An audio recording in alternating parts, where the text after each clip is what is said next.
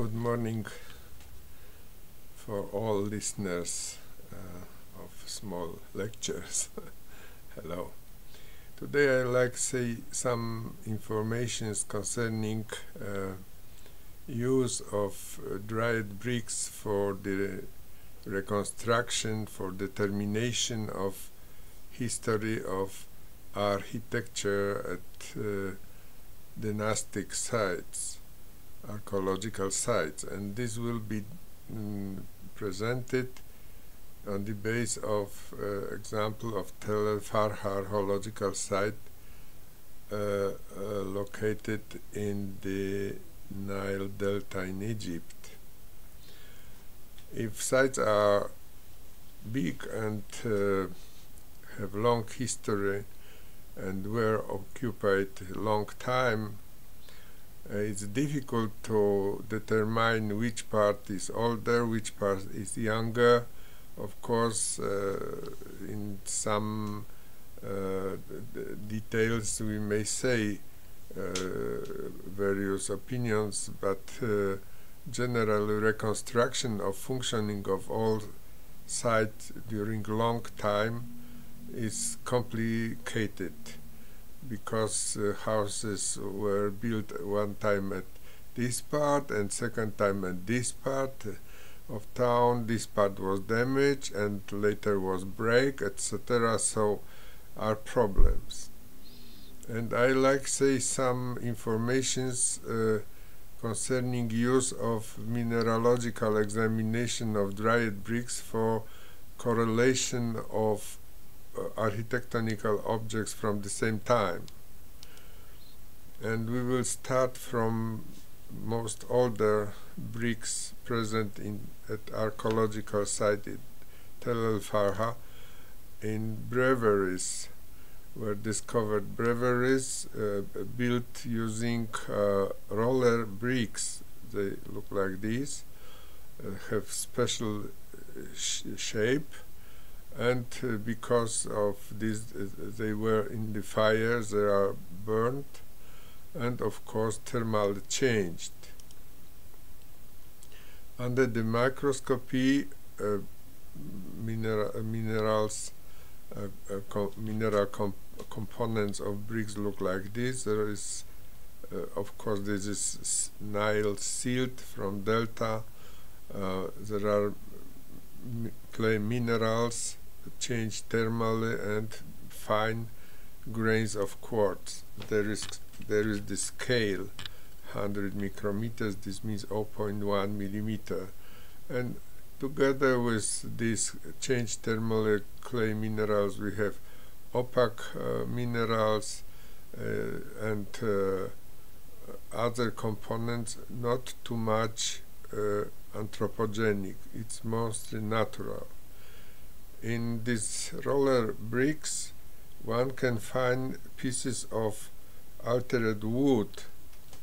These pieces of wood are from the older part of the site, representing Nagada culture, where was used mostly wood for construction of houses and other objects. And in these roller bricks we can find pieces of older structures. This means older wood of Nagada origin. Mineral composition of roller bricks is like you see, quartz about 25–27%, and clay minerals 65%, and admixture of other components, traces of organic substance, traces of burnt clay, opaque minerals, charcoal, it's like others, and natural muscovite feldspars like this. This is mineral composition of roller bricks, the oldest bricks in the Tel El Farha archaeological site.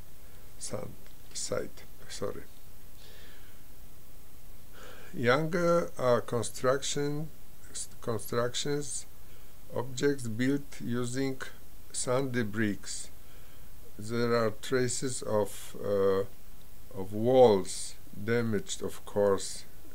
They were at primary situations, they were high like this. They are destroyed, weathered, removed material, etc. But this is sandy brick used. This is western comb of Tel El Farqa archaeological site. This is central comb where we have constructions done using these sandy bricks. Sandy bricks are composed of silts of Nile present in delta. This is landscape of delta. This area is plenty of silts of Nile, and is one component of these sandy bricks. And second component, there is sand taken from Gezira, because Tel El Farqa archaeological site is localized on the top of big sandy hill, so-called in Egypt Gezira. Most of sites in delta are localized on these Geziras, and sandy material added to the production of sandy bricks was taken from Gezira. There are grains separated from bricks, grains of quartz from Gezira. Sorry, because of all this. Again, sorry, it's happened sometime. Sandy bricks again. So this is sand grains of quartz separated from sandy bricks, and under the polarizing light microscopy, the sandy bricks look like this. There are big, relatively big grains of quartz from Gezira. Sorry again, and clay from silts of Nile from delta. Sometimes flakes of muscovite, sometimes other components, mineralogical. Mineral composition of the sandy bricks look like this, counted under the microscope. It's clay minerals about 55%, not too much. A lot of quartz, more than 30%, organic substance, and feldspar muscovite, burnt clay, and etc. Sometime in this sandy bricks are seen components of human origin, sometimes small bones, sometimes traces of fish bones, sometimes other things, but rare. It's not too much. This means that occupation of the site was, let's say, very early, and there was not too much anthropogenic rests. Next generation of dried bricks. There are gray bricks. We have the photo of wall of the mastaba discovered in Tel El Farqa, and practically is composed of 3 or maybe even 4 walls, because if you look carefully, this is one wall, this is probably next small cover of the wall, the orientation of bricks is other, and next gray bricks with mortar of light color, other mortar than component of bricks. Bricks are mostly clay, composed of clay, and this is slightly sandy, and because of this is light. And external wall of mastaba composed of again of other material. We are talking about these light gray bricks.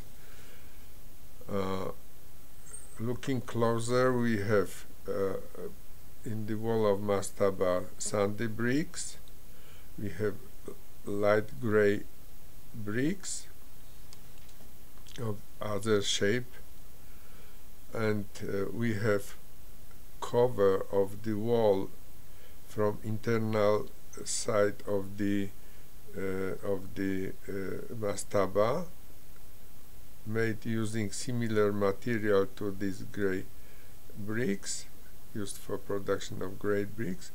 And it's seen that the internal wall of the mastaba was painted to the light color, as you see. There are traces, of course, of this painting, of this cover. I look carefully if there are no traces of paintings, red colors or something like this, but I did not discover it. It was difficult, probably. Even if was painted, this wall, this is damaged completely, practically. Maybe next will be chance to find this. And sandy admixture to the sandy bricks look like this. There is small piece of bone and opaque minerals. Of course, this sandy material is from Gezira. In gray bricks used for construction of mastaba, but not only, we may discover, after removing of clay fraction, small grains, we may observe pieces of burnt clay, pieces of pottery, of course quartz from Gezira, but there are fragments of small flakes of flint snapped after preparation of flint implements. Many fragments of fish bones. This means that these gray bricks were produced on the place of life of site. So because of a lot of these components is of human origin, so they took material from surrounding area surrounding Gezira. They mix with water in the site, and because of this, to these bricks were admixed. We have admixture of anthropogenic grains, anthropogenic products. And even burnt clay contains traces of flora, local flora, maybe weeds, we don't know. Of course it's burned and altered thermally. And under the microscopy, these gray flints, these bricks look like this. They contain grains of quartz from Gezira, but generally quartz is medium size and small grains. It's not like in sandy bricks where this size of grains of quartz was dominated. And we have flakes of muscovite, etc., but there is plenty of clay minerals. This is the most important component, and mineralogical analysis done under the microscopy countings show that about 70% is clay mineral, 20% it's more or less this quartz, and other admixtures, especially burnt clay and other admixtures, organogenic and anthropogenic. And the practically youngest gray bricks, dark gray bricks, they were used, material dark gray was used for restoration of tomb. This is tomb number 63, and the external wall of this tomb was restored using this dark material, and dark gray dried bricks look like this. Often they are cracked because of presence of high amount of clay minerals, and because of drying, these clay minerals after drying are cracked, and the bricks are cracked too. It's evident document for high content of clay minerals. And as you see in this wall, in this fragment of wall which is continued there, the mortar is of other composition, is light mortar we used for preparation of this wall. Under mineralogical microscopy, this is, as you see, scale much bigger, because in this earlier in these photos this scale 100 micrometer was of this size. So we have mostly, first of all, clay minerals, this mass, and small grains of quartz. Small, this means 20-30 micrometers and smaller. Small admixture of carbonates, calcium carbonates, probably calcite. Admixture of organic grains primarily present in silts of delta, etc. Rare feldspars, this is plagioclase feldspar. And analysis of many analyses of these bricks show that in these dark gray bricks we have near 80% of clay minerals, about 15% of quartz, fine quartz, and other components. So this short presentation documents that dried bricks are various, and if we have sandy, for example, sandy brick at various constructions, architectonical construction, we may suppose that these constructions are from the same time, they are of the same age, etc. Using all these bricks, we may say that this construction is younger, this is older, etc.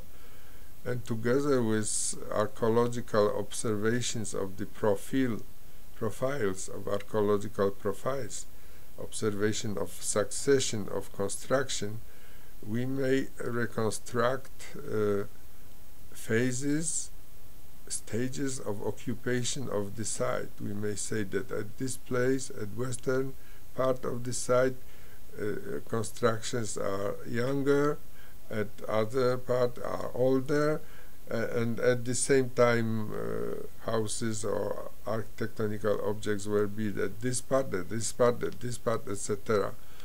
So it's important for the reconstruction of stages of occupation of the site, and reconstruction of the history. It's history which took place a long time ago, because it's starting from Nagada and older part of Old Kingdom, so it's about 5,000 years, more or less, BP.